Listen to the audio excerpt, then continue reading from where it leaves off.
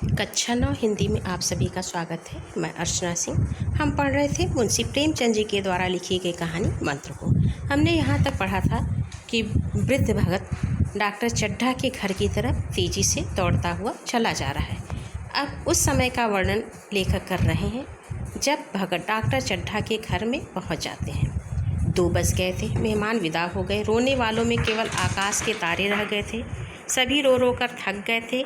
बड़ी उत्सुकता के साथ लोग रह रह कर आकाश की ओर देखते थे कि किसी तरह सुबह हो और लाश गंगा की गोद में दी जाए। तो उस समय का वर्णन है जब भगत डॉक्टर चड्ढा के घर पहुंचते हैं और वहां पे सभी लोग उम्मीद छोड़ देते हैं और लोग इंतज़ार कर रहे हैं कि जब सुबह हो तो इस जो अभी तक कैलाश का शरीर था उसे अब लाश कह करके संबोधित किया जा रहा है। जब तक जीवन है तब तक हमारे शरीर को नाम से संबोधित किया जाता है, लेकिन जैसे ही हमारी सांसें रुक जाती हैं फिर व्यक्ति का नाम छूट जाता है, सिर्फ उसे लाश कही जाती है। तो वही सिर्फ आकाश में तारे दिखाई दे रहे थे और लोग सुबह का इंतज़ार कर रहे थे। अब आगे देखिए क्या होता है। कितने रोचक तरीके से कहानी आगे बढ़ रही है। सहसा भगत ने द्वार पे पहुंचकर आवाज़ दी। डॉक्टर साहब समझे कोई मरीज़ आया होगा। किसी और दिन उन्होंने उस आदमी को दुत्कार दिया होता, मगर आज बाहर निकल आए। देखा एक बूढ़ा आदमी खड़ा है, कमर झुकी हुई है, पोपला मुँह, भौहें तक सफ़ेद हो गई थी, लकड़ी के सहारे काँप रहा था। बड़ी नम्रता से बोले, क्या है भाई, आज तो हमारे ऊपर ऐसी मुसीबत पड़ गई है कि कुछ कहते नहीं बनता। फिर कभी आना, इधर 1 महीना तक शायद मैं किसी मरीज़ को न देख सकूँगा। डॉक्टर चड्ढा के घर पे पहुंच कर के भगत आवाज़ लगाते हैं और डॉक्टर चड्ढा आज बड़े विनम्र भाव से बाहर आकर के कहते हैं, वृद्ध व्यक्ति को सामने देख करके जो एक लाठी के सहारे, लकड़ी के सहारे खड़ा है, स्वयं खड़ा भी नहीं हो सकता, कमर झुकी हुई है, और बड़ी विनम्रता से कहते हैं कि इधर 1 महीने तक मैं किसी भी मरीज़ को नहीं देख पाऊँगा क्योंकि मेरे ऊपर ही बहुत बड़ी विपत्ति आ गई है, फिर कभी आना। भगत ने कहा, सुन चुका हूँ बाबूजी, इसीलिए आया हूँ। भैया कहाँ हैं, ज़रा मुझे दिखा दीजिए। भगवान बड़ा कारसाज है। देखिए, इसी कारसाज शब्द का प्रयोग वहाँ भी लेखक ने किया है। जब भगत को पता चलता है, भगत अपने लड़के को लेकर के जाता है डॉक्टर चड्ढा के यहाँ, और यहाँ भी भगत डॉक्टर चड्ढा से कहता है कि मुझे पता है कि आपके ऊपर क्या विपत्ति आई है, लेकिन मैं देखने के लिए आया हूँ। भगवान बहुत ही दयालु है, क्या जाने उसे आपके ऊपर भी दया आ जाए। चड्ढा ने व्यथित स्वर से कहा, चलो देख लो, मगर 3-4 घंटे हो गए, जो कुछ होना था हो चुका। बहुतेरे झाड़ने फूकने वाले देख करके चले गए। डॉक्टर चड्ढा को कोई उम्मीद नहीं है, ना उम्मीद होते हुए भी वो भगत से कहते हैं, ठीक है, जा करके तुम भी देख लो। डॉक्टर साहब को आशा तो क्या होती है, हाँ, बूढ़े पर दया आ गई, अंदर ले गए। भगत ने लाश को 1 मिनट तक देखा, तब मुस्करा कर बोला, अभी कुछ बिगड़ा नहीं है बाबूजी। वह नारायण चाहेंगे तो आधे घंटे में भैया उठ बैठेंगे। आप नाहक दिल छोटा कर रहे हैं, जरा कहारों से कहिए पानी तो भरें। डॉक्टर चड्ढा को कोई उम्मीद नहीं, कोई आशा नहीं है कैलाश के जीवित बचने का, लेकिन उस भगत की वृद्ध अवस्था को देख करके दया के कारण वह भगत को कैलाश के पास तक ले जाते हैं और भगत उनको कैलाश को देख करके कहता है कि अभी कुछ भी नहीं बिगड़ा है। यदि ईश्वर चाहेंगे तो आधे घंटे में फिर यह जीवित हो जाएंगे। आप कहारों से पानी भरने के लिए कहिए। अब आगे देखिए, कहार जो है कहारों ने पानी भर कैलाश को नहलाना शुरू किया। पाइप बंद हो गया था। कहारों की संख्या अधिक न थी, इसलिए मेहमानों ने अहाते के बाहर कुएं से पानी भर कर कहारों को दिया।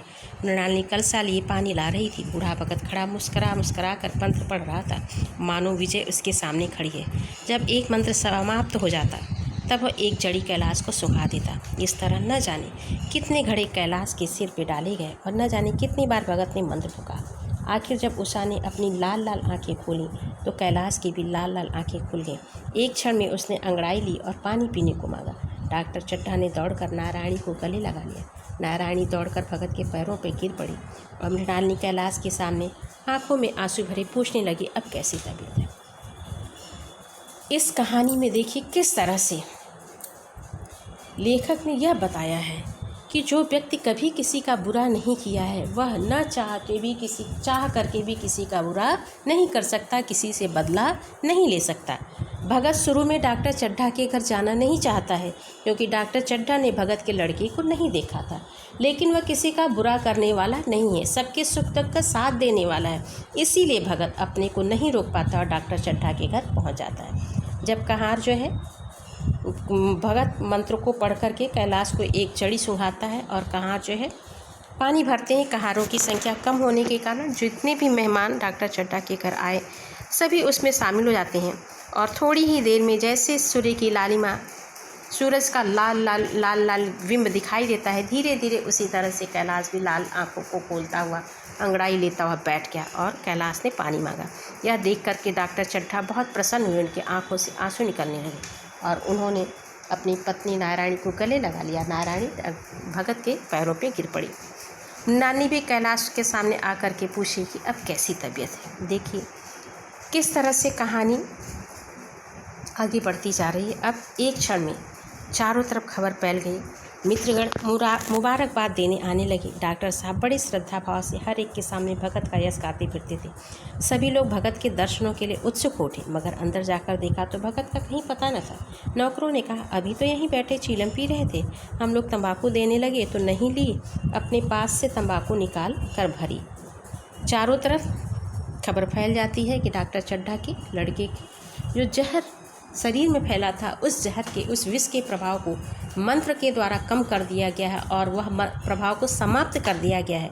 तो इसलिए जिस व्यक्ति ने उस मंत्र के प्रभाव से विष को समाप्त किया है और कैलाश को पुनः जीवन दान दिया है, उसे देखने के लिए लोग दौड़ पड़ते हैं, लेकिन भगत उन्हें कहीं दिखाई नहीं देते हैं। चारों तरफ भगत को ढूंढा जाता है और भगत जो है ये डॉक्टर चड्ढा के घर का तंबाकू भी नहीं लेता है और इस बात को नौकर डॉक्टर चड्ढा को बताते हैं। यहाँ तो भगत की चारों ओर तलाश होने लगी और भगत लपका हुआ घर चला जा रहा था कि बुढ़िया के उठने के पहले पहुँच जाऊँ। देखिए इतना बड़ा काम भगत ने किया, लेकिन वहाँ भगत के मन में डर भी है कि वह अपनी पत्नी को बिना बताए घर से आए हैं, इसलिए वह तेज़ गति से अपने घर को पहुँचते हैं। जब मेहमान लोग चले गए तो डॉक्टर साहब ने नारायणी से कहा, बुढ़ा न जाने कहाँ चला गया, एक चीलम तंबाकू का भी रवादार न हो। यानी उन्होंने एक चीलम तंबाकू भी हमारी नहीं ली। नारायणी, मैंने तो सोचा था इसे बड़ी रकम दूंगी। चड्ढा, रात को मैंने नहीं पहचाना, पर जरा साफ हो जाने पे पहचान गया। एक बार यह एक मरीज़ को लेकर आया था। मुझे अब याद आता है कि मैं खेलने जा रहा था और मरीज़ को देखने से इनकार कर दिया था। आज उस दिन की बात याद करके मुझे जितनी ग्लानि हो रही है उसे प्रकट नहीं कर सकता। मैं उसे खोज निकालूंगा और पैरों पे गिरकर अपना अपराध क्षमा कराऊंगा।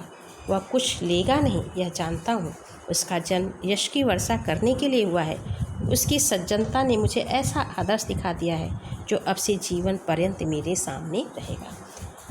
तो डॉक्टर चड्ढा अपनी पत्नी से कहते हैं कि यह जो वृद्ध व्यक्ति है उसे मैंने बाद में पहचाना और यह व्यक्ति एक बार अपने लड़के को लेकर के आया था, लेकिन मैं देखा नहीं था और यह मेरा बहुत बड़ा अपराध है और इसके लिए मैं उस वृद्ध व्यक्ति से अपराध के लिए क्षमा मांगूंगा। वह वृद्ध व्यक्ति मेरे द्वारा दिया गया कुछ भी नहीं लेगा, क्योंकि वह केवल यश करता है, उसे उसके अपने काम के बदले में कुछ भी नहीं चाहिए। लेकिन उस वृद्ध व्यक्ति ने मुझे एक आदर्श दिखाया है और उस आदर्श को मैं अपने जीवन भर पालन करूँगा। वह आदर्श क्या है? किसी के सुख और दुख को अपना सुख दुख मानना।